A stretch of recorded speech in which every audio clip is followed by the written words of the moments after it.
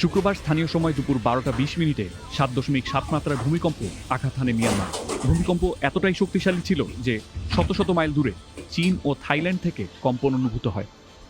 সামাজিক যোগাযোগ মাধ্যমে ছড়িয়ে পড়া ভিডিওতে দেখা যায় থাইল্যান্ডের ব্যাংককের একটি ভবনের ছাদের সুইমিং পুল থেকে পানি বেরিয়ে নিচের দিকে ছিটকে পড়ছে।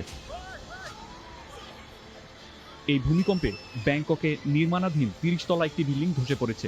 উদ্ধারকারীরা সেখানে অনুসন্ধান শুরু করেছে বলে জানিয়েছে থাই কর্তৃপক্ষ।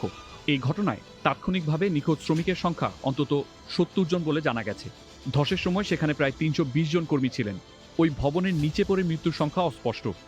উদ্ধারকারীরা জীবিতদের সন্ধান চালিয়ে যাওয়ার কারণে ঘটনাস্থলে একটি অস্থায়ী হাসপাতাল স্থাপন করা হয়েছে।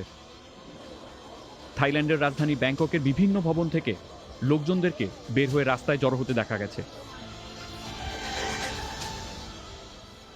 ভূমিকম্পের কারণে ভবনগুলো দুলতে শুরু করে। কয়েকটি ভবনের জানলা ভেঙে পড়তে দেখা গেছে। একটি তাৎক্ষণিক বৈঠকের পর ব্যাংককে জরুরি অবস্থা জারি করেছে থাই সরকার। ভূমিকম্পের কেন্দ্রস্থল ছিল মিয়ানমারের উত্তর পশ্চিমের শহর সাগাইং থেকে 16 কিলোমিটার দূরে। এলাকাটি রাজধানী নেপিডো থেকে প্রায় 100 কিলোমিটার উত্তরে।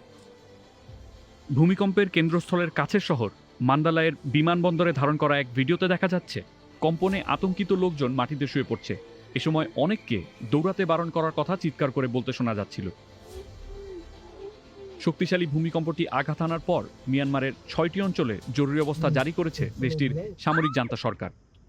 সাগাইং, মান্দালায়, ম্যাগওয়ে, পাগো, ইস্ট্রাশন রাজ্য এবং নেপিডো অঞ্চলে জরুরি অবস্থা ঘোষণা করা হয়েছে বলে স্থানীয় গণমাধ্যমের প্রতিবেদনে বলা হয়েছে।